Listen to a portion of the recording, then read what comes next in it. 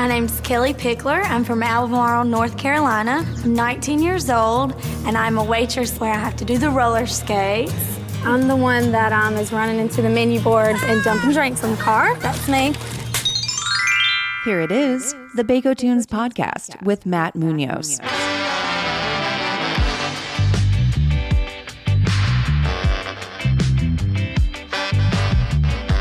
Audio brought to you by Chain Cone Clark.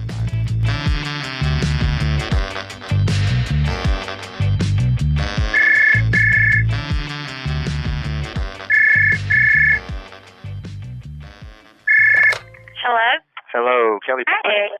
Yes. How are you? Great. How are you doing? I'm good. Excellent. Thank you so much for joining me for this interview. Yeah, no problem. Thank you. Now, where are you at the moment? Are you on tour? I am in Nashville right now. Ooh. Okay. I just happen to be off the road today. So, Excellent. yeah, but we hit the road again Thursday. So.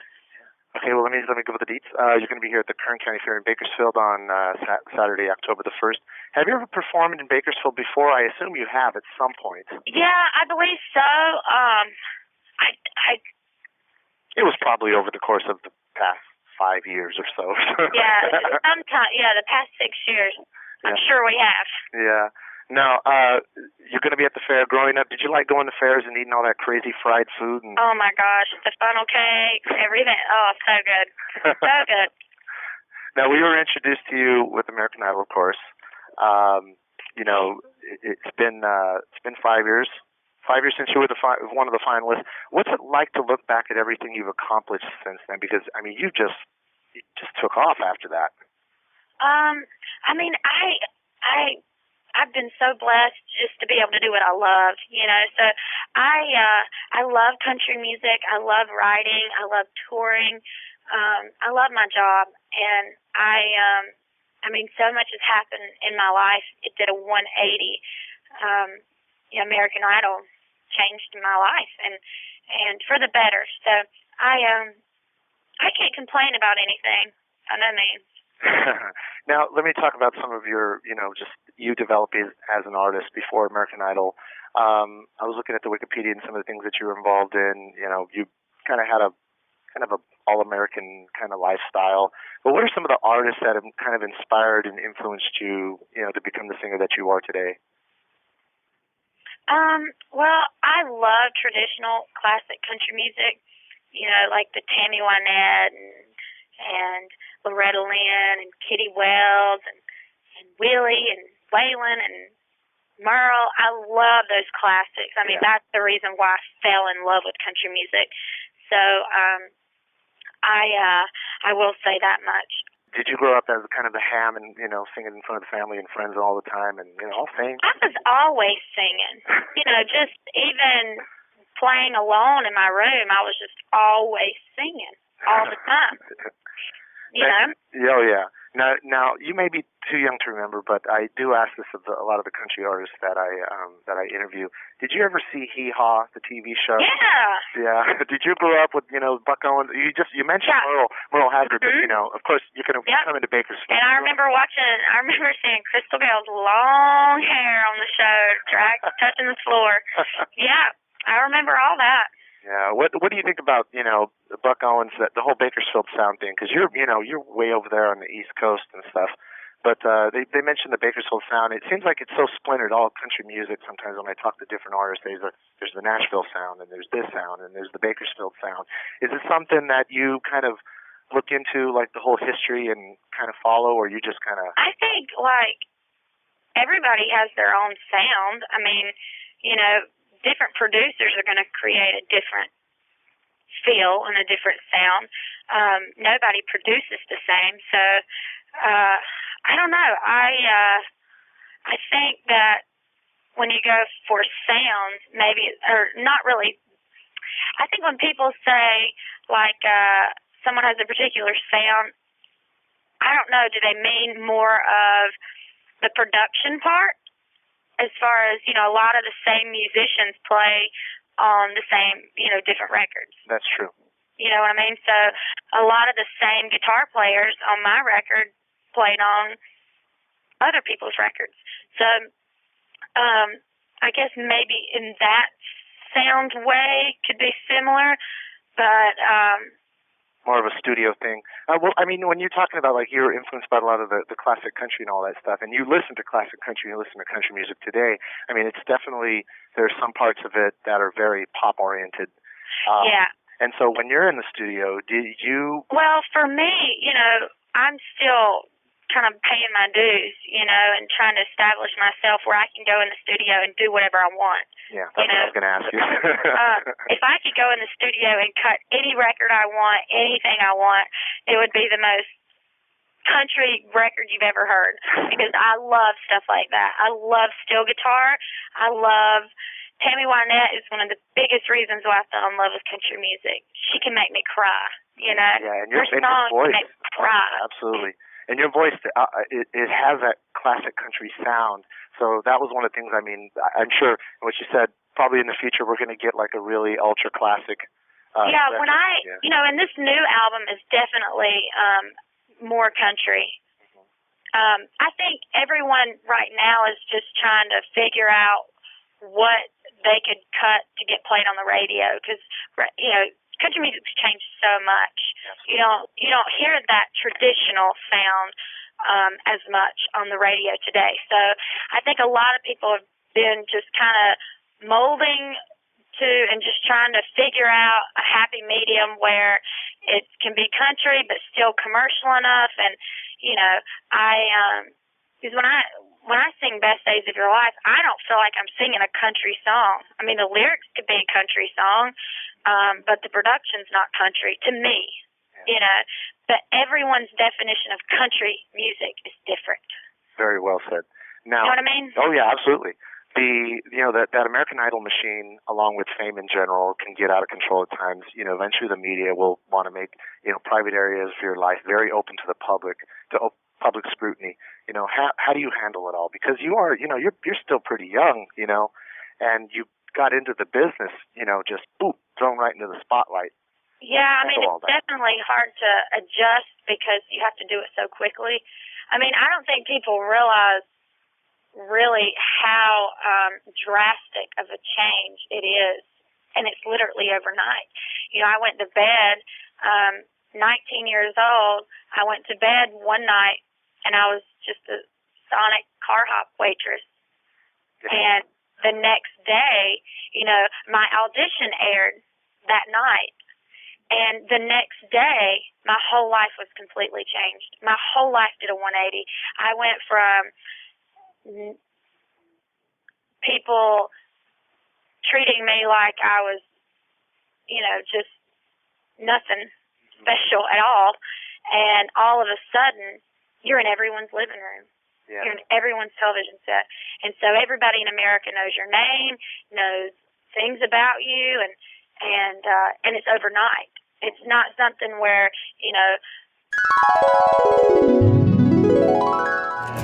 My name's Kellie Pickler. I'm from Albemarle, North Carolina. I'm 19 years old, and I'm a waitress where I have to do the roller skates. I'm the one that is running into the menu boards and dumping drinks in the car. That's me. In the past, in the old days, where you moved to Nashville and you play in the honky tonks and hopefully get discovered at the Bluebird Cafe and sing in all the bars, just you pay your dues in a different way. It's like you kind of become a star before you even have a reason to be one. Well, you've done. So you develop backwards. It's like, so now I'm trying to go back and do what I didn't get the opportunity to do, and that is really try to develop as an artist. I know that I love country music. I know what I love. I know what I want to do, and I'm working hard to get to the place where I can do exactly what I want to do. But in times like this, record companies shutting down left and right. I mean, every time I come, I'm at the record company now. 9 times out of 10 when I come in, somebody's leaving with their things packed, because people are getting let go. Record companies are shutting down so fast because people don't buy records anymore. And I don't think people realize how crucial it is when, people just get the songs off the internet for free half the time. You know, you can download them for free. You steal them. That's like walking into a store and taking a shirt off the rack and just walking out with it and not paying for it. It's the same thing. And so people don't realize how many people it takes to put an album together. And there are a lot of people in this building, and everyone in here has some part and some they have contributed something to this album. Absolutely. And that you don't hear about those people, that they take care of all the dirty work. You know, they have to take care of all the stuff that's not fun, and, you know, all the legal parts and everything. So all of those people are slowly getting let go because we don't need them anymore. Yeah. Well, that means they got to. People don't have CDs. Hopefully, they're taking care of you because you ultimately are taking care of them too.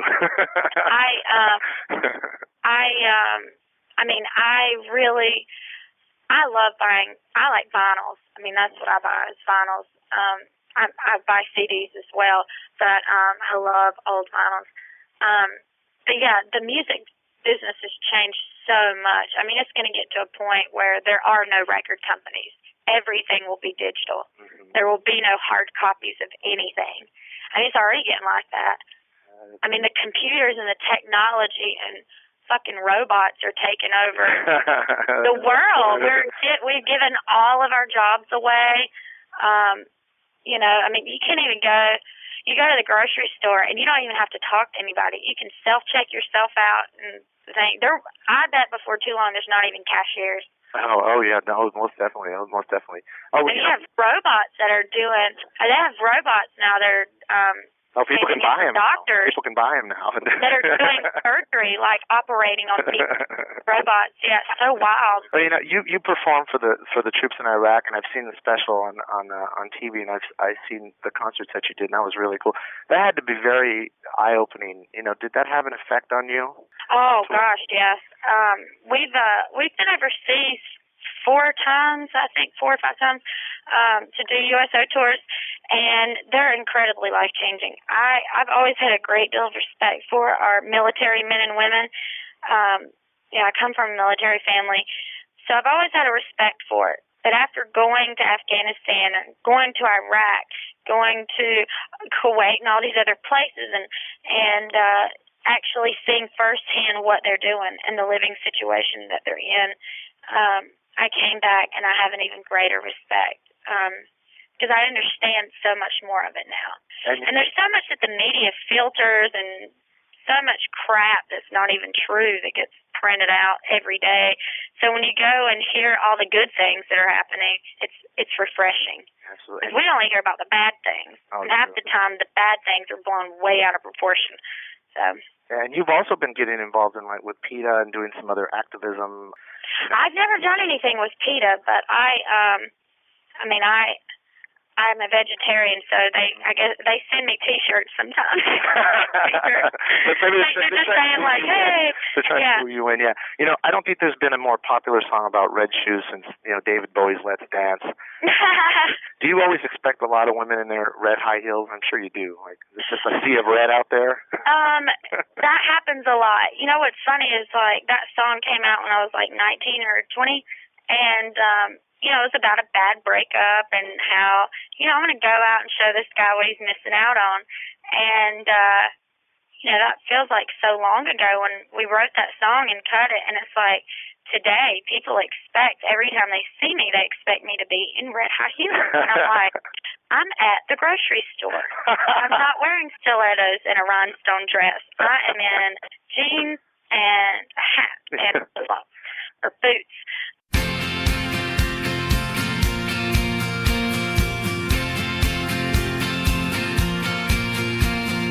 Baby, I got plans tonight you don't know nothing about.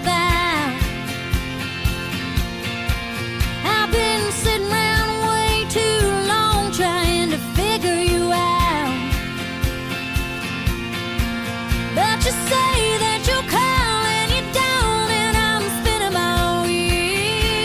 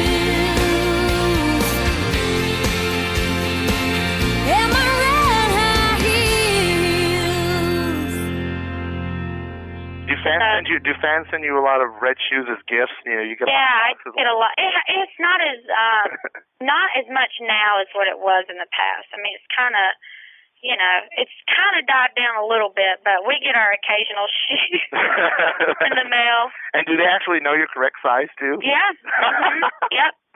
Every time. That's freaky. Now, what can fans expect at your Bakersfield show? Well, we do songs from the first album, Small Town Girl. We do songs from the last album. And we've been throwing in some new songs. You know, the album's not finished, so it's kind of fun to throw in new songs and see kind of if people are digging it, especially, you know, some of the songs that have a more traditional sound, to throw those in. And when we get a good response for the traditional sound, it's like, okay, good. Maybe, you know, there are people out there that want to hear steel guitar, you know. And it's hard for women. I mean, I think there's 3 women in the top 30 on the country charts right now, 2 or 3. So, and the rest are male or groups. So it's good to come out and be able to try new songs. And if it's not such a great response, then we know maybe we shouldn't put that one on the record. You know? Yeah, yeah. But thus far, I mean, everything's been positive. Yeah, well, you've been getting great reviews from your recent shows. I was looking up some of the news, the recent shows that you got, been getting great reviews. So. Oh, thank you. So it's been, obviously, the fans have a lot to look forward to here in Bakersfield. Yeah. And we do, you know, like I said, I love traditional country music. So we'll probably throw in some covers that, you know, are songs that I fell in love with. Stuff. Yeah. That's beautiful. Well, thank you so much, Kellie. I really appreciate you taking the time. Oh, no problem. Schedule. And be safe on the road, and we'll see you here in Bakersfield. Perfect. See you soon. Take care. Bye, honey.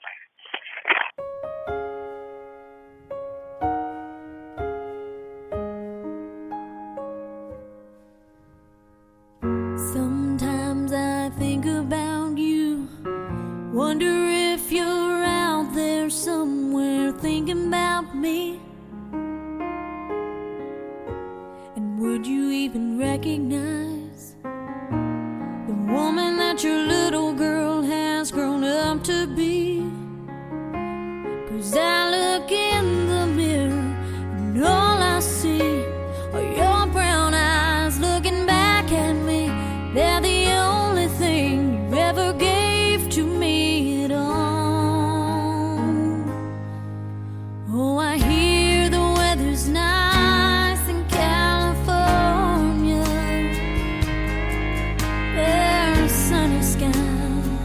As far as I can see, if you ever come back home to Carolina, I wonder what you'd say to me.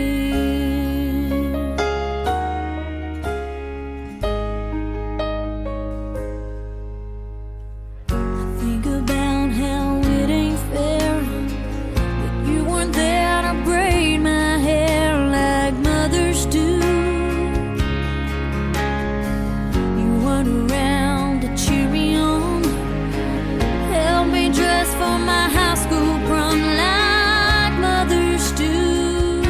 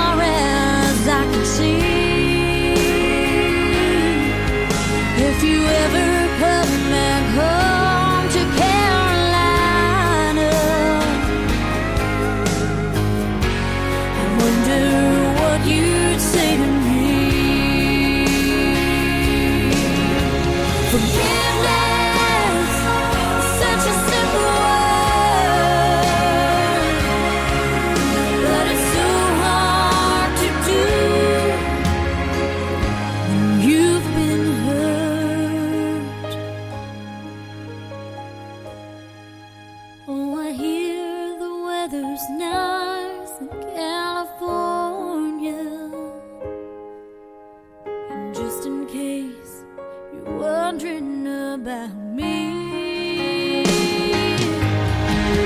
Now on I won't be in Carolina.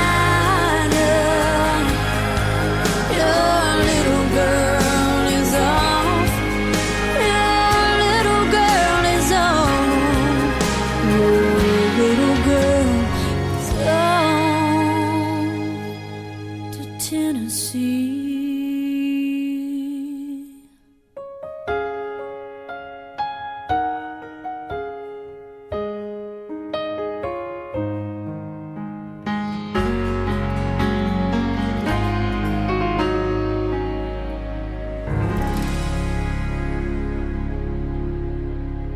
The Baco Tunes podcast with Matt Munoz. New episodes every week. And for the latest, be sure to follow us at Baco Tunes on Instagram. That's BAKOTUNES. And be sure to like us, rate us, comment at us, and don't forget to subscribe. We'll be back next time.